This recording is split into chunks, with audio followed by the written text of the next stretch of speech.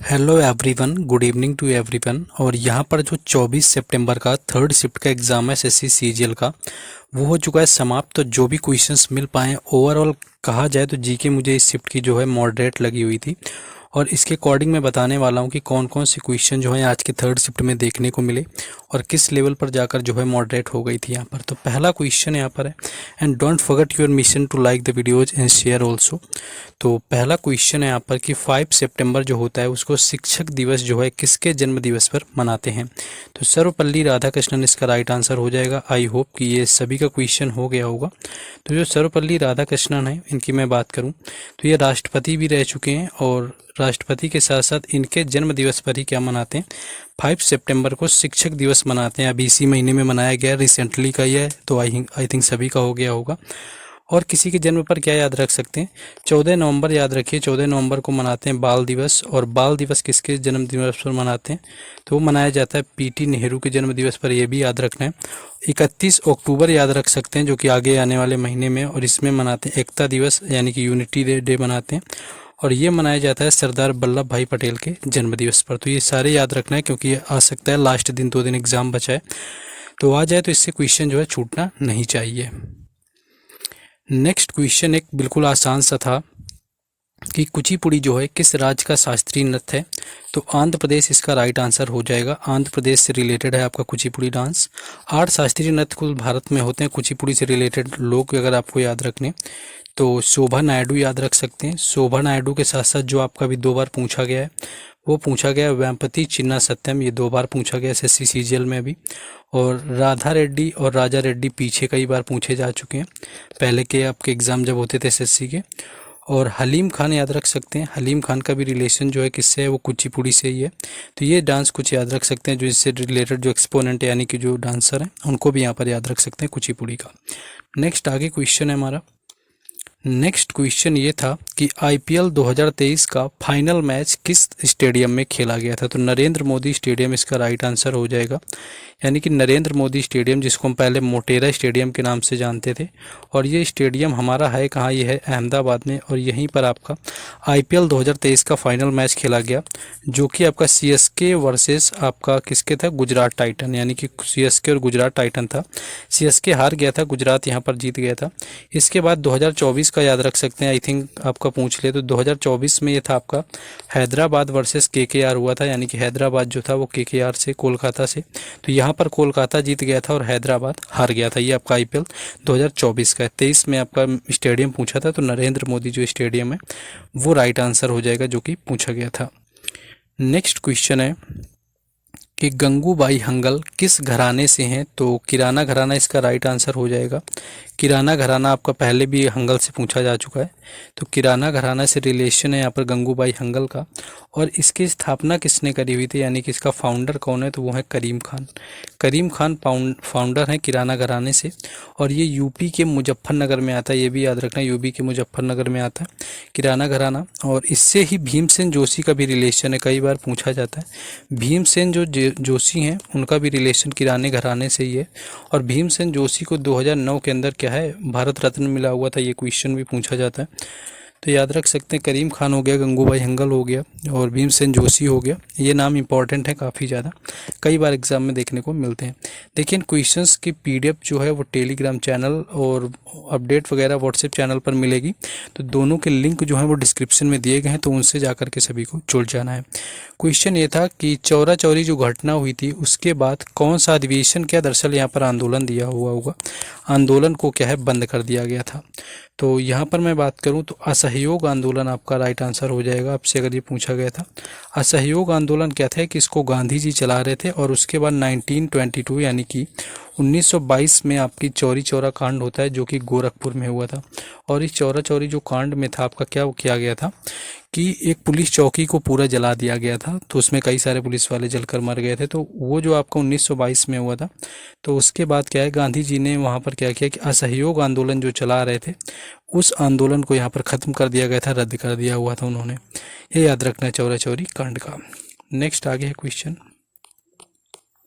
हाँ, एक क्वेश्चन यहाँ पर चंद्रप्रभा से रिलेटेड मिला। अब चंद्रप्रभा में आपका वन्यजीव अभयारण्य पूछा गया था या कुछ और पूछा गया था, ये क्वेश्चन बताएंगे जिनका एग्जाम आज के थर्ड शिफ्ट में था। तो चंद्रप्रभा की मैं बात करूँ तो ये उत्तर प्रदेश में आपका वन्यजीव अभयारण्य है, और अगर जिला यहाँ पर पूछे तो ये चंदौली जिला में, अगर जिला की बात करें तो ये चंदौली जिला में है और उत्तर प्रदेश में आता है वन्यजीव अभयारण्य में।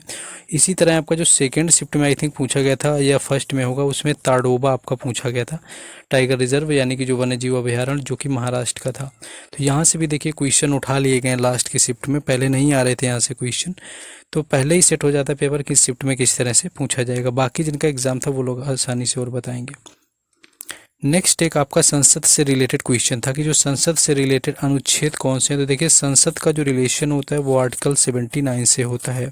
आर्टिकल 79 कहता है कि संसद जो होती है वो तो राष्ट्रपति को मिला के, राष्ट्रपति के साथ में आपका क्या होगा, राष्ट्रपति के साथ में राज्यसभा होगा और उसके साथ में लोकसभा होगा, इन लोगों को मिलाकर के संसद का निर्माण होगा। और इसके बाद आर्टिकल जो 80 होगा वो राज्यसभा के लिए होगा, आर्टिकल जो 81 होगा वो किसके लिए होगा, वो लोकसभा के लिए होगा। तो ये दोनों चीज़ें होंगी यहाँ पर, और ये पूछा गया था। बाकी ऑप्शन आपका 12 से 35 आई थिंक दिया हुआ था जो कि आपका मौलिक अधिकार होता है, 36 से 51 आपका दिया था जो कि डीपीएसपी थे। तो ऑप्शन एलिमिनेट भी किए जा सकते थे इस क्वेश्चन में, जैसा कि पता चला है कि ऑप्शन आपके क्या आए थे। नेक्स्ट क्वेश्चन एक बुक से भी यहाँ पर देखने को मिला, वन एमंग यू, यानी कि वन एमंग यू जो है ये पुस्तक किसने लिखी हुई है। तो देखिए ये पुस्तक है आपकी फेमस है, एम.के. स्टालिन है, जो एम.के. स्टालिन की बायोग्राफी है, ये याद रखना है। एम.के. स्टालिन की मैं बात करूँ तो ये तमिलनाडु के मुख्यमंत्री हैं एम.के. स्टालिन, और इनकी ही जो बायोग्राफी यानी कि आत्मकथा या ऑटोबायोग्राफी वो कौन सी है, वन एमंग यू, और काफ़ी करंट में भी चर्चा में भी रही हुई थी, इस वजह से इसको पूछा गया। तो आई थिंक आई होप कि हो गया होगा एम.के. स्टालिन वाला क्वेश्चन। नेक्स्ट क्वेश्चन है आई गॉट ऐप पूछा गया था कि जो आई गॉट ऐप है वो किसके लिए है। तो देखिए सिविल अधिकारियों के लिए ऐप बनाया गया है, और ये क्या है कि मिशन जो आपका कर्मयोगी चल रहा है उसके आपका उसी का एक हिस्सा आप समझ सकते हैं। तो सिविल अधिकारी अगर ऑप्शन में आपको दिया होगा कि जो आई गॉट ऐप किसके लिए, तो ये सिविल अधिकारियों के लिए। बाकी अगर कुछ चेंजेस था या कोई और पोर्टल वगैरह पूछा गया था तो वो भी यहाँ पर बता सकते हैं, क्योंकि कई सारे लोग लगातार क्वेश्चन भेज रहे होते हैं तो चेंजेस भी यहाँ पर देखने को मिल जाते हैं, कभी कभी थोड़ा सा डिफरेंस भी आ जाता है। नेक्स्ट एक क्वेश्चन अमजद अली खान से आया हुआ था कि जो अमजद अली खान है इनको राजीव गांधी सद्भावना अवार्ड कब मिला हुआ था। तो 2013 की ये बात है जब अमजद अली खान को राजीव गांधी सद्भावना अवार्ड मिला हुआ था। और इस क्वेश्चन को हार्ड की कैटेगरी में डाला जा सकता है, क्योंकि आप पद्मश्री याद करते हैं, संगीत नाटक अकादमी पर फोकस करते हैं, पद्म विभूषण, पद्म भूषण और भारत रत्न, इतने ही आप कहीं ना कहीं अवार्ड सभी लोग उसी को टारगेट करते हैं जो कि पूछे जाते हैं। और अगर ये आपका राजीव गांधी सद्भावना अवार्ड पूछा जा रहा है तो ये समझिए कि थोड़ा सा टिपिकल है कहीं ना कहीं। और अमजद अली खान को सरोद सम्राट भी कहते हैं, ये आपका पूछा जा चुका है कि सरोद सम्राट किसको बोलते हैं। तो अभी एक दिन की शिफ्ट में था, तो सरोद सम्राट अमजद अली खान को कहते हैं। 2013 के अंदर इनको राजीव गांधी जो है सद्भावना अवार्ड दिया गया था। एक क्वेश्चन आपका यहाँ पर आपका विधवा पुनर्विवाह से था कि जो विधवा पुनर्विवाह आया हुआ था ये किस वर्ष आया हुआ था, ये इसको कौन लाया हुआ था। एक्चुअली 3 स्टेटमेंट टाइप इसमें दिए हुए थे। स्टेटमेंट क्या थे कि अलग अलग चेंजेस थे उसमें मैच करने के लिए था। तो ये 1856 की बात है, और इसको लॉन्च करने के लिए इसमें जो सपोर्टिव थे वो थे ईश्वर चंद्र विद्यासागर। और इस टाइम पर अगर गवर्नर पूछे तो जो कैनिंग था, यानी कि जिसको लॉर्ड कैनिंग के नाम से जानते हैं, तो कैनिंग जो था इस टाइम पर रहा हुआ था, क्योंकि इससे पहले ही जो आपका डलहौजी था उसका टाइम पीरियड खत्म हुआ था, जो कि 1848 से लेकर के 1856 तक रहा हुआ था। लेकिन जो आपका ये विडो रीमैरिज आया हुआ था, विधवा पुनर्विवाह ईश्वर चंद्र विद्यासागर के सपोर्ट से, तब जो है कैनिंग यहाँ पर हो गया था। तो इससे स्टेटमेंट टाइप का मैच करने का आया हुआ था, ठीक ठाक क्वेश्चन था ये। हाँ, एक क्वेश्चन जो देखने को मिला यहाँ पर उदारीकरण से रिलेटेड था कि आपका किस वर्ष आया हुआ था उदारीकरण का क्वेश्चन आपका कुछ था। तो फिर 1991 आई थिंक ऑप्शन में आपको दिया हुआ था जब उदारीकरण आया हुआ था, तो ईयर ही आपसे पूछा गया था एलपीजी नीति से रिलेटेड।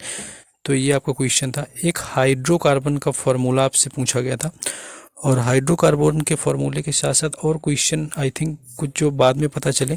एक स्टेट से क्वेश्चन देखने को मिला हुआ था जो कि क्या होता है कि आपका जल संधियाँ होती हैं, जैसे कि पाक जल संधि क्या है कि भारत और श्रीलंका के बीच में आती है। इसी तरह से एक स्टेट का क्वेश्चन था।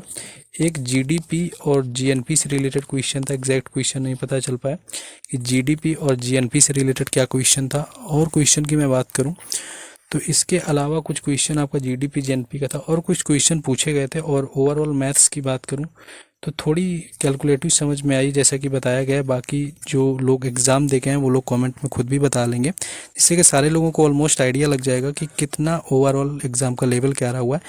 बाकी 2 दिन एग्ज़ाम शेष है, 2 डेज़ आपके लेफ्ट हैं। जब एग्ज़ाम आपका ख़त्म हो जाएगा तब देखते हैं आपसे। बाकी कल आपसे फिर एनालिसिस में मिलेंगे फर्स्ट शिफ्ट में। जय हिंद।